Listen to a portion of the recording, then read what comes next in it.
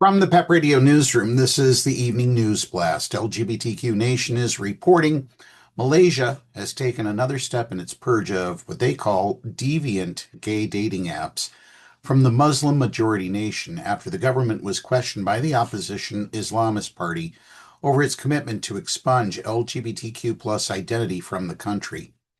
In a written parliamentary reply 2 weeks ago, the Malaysian Communications and Multimedia Commission, or MCMC, the country's internet regulator, said it was examining several legislative measures to curb these applications, Bloomberg reports.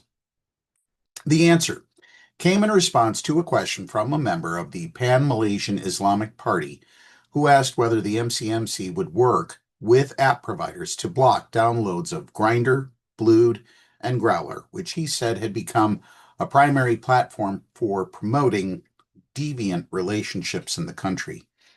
The MCMC will take action against content or application functions that violate domestic laws, the regulator said, including those involving the spread of pornographic or immoral content, exploitation or abuse, fraud, child abuse, or threats to public safety. Malaysia has already blocked online access to the apps in February, following the query. Google and Apple removed Grindr from their app stores last weekend, according to Thilaga Sulatira, a founding member of Justice for Sisters, a Malaysian trans rights group. The blocking of LGBTQ-related apps is part of the ongoing and increasing trend of state-sponsored discrimination against LGBTQ people in Malaysia, Sulatira told the Washington Blade. Grindr shared a statement condemning the move. "We are disappointed in the decision to block access to Grindr in Malaysia and believe that online platform regulation should be proportionate and consistent with international human rights law," the site said. Malaysia has some of Southeast Asia's harshest anti-LGBTQ plus laws. Same-sex intercourse is illegal under a British colonial-era sodomy statute, with penalties ranging from fines to imprisonment. Muslims are subject to additional penalties under Sharia law, including capital punishment. Google and Apple's concession to Malaysian government demands follows other recent hostile actions targeting LGBTQ plus identity in the country. Authorities canceled the remainder of a music festival in Kuala Lumpur in 2023 after the 1975's lead singer Matty Healy denounced the government's harsh anti-LGBTQ plus policies from the stage and then kissed a male bandmate.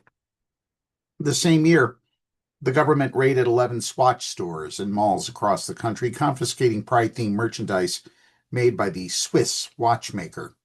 According to Sulathira, Malaysia's Religious Affairs Department announced in February that the government will replace references to all things LGBTQ plus with the term budaya songsang, or deviant culture. Authorities are encouraging others to do the same to avoid LGBT normalization in all spaces, including social media, the trans advocate said. At the same time, it called on members of the public to immediately report suspicious activities, events, or content. The blocking of these apps and websites severely impacts all areas of LGBTQ people's lives, Solathira said. "I think being able to find love, intimacy, and connections is critical for LGBTQ self-acceptance, self-worth, health, and well-being."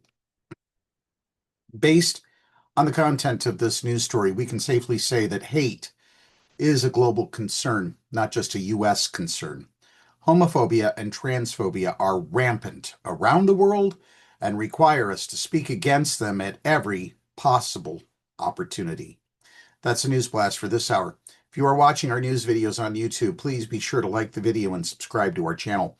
PEP Radio is available on the Live 365 app, the PEP Radio page at paequality.com, Roku, and Alexa. Up next, we have the Meadville area weather forecast here on PEP Radio.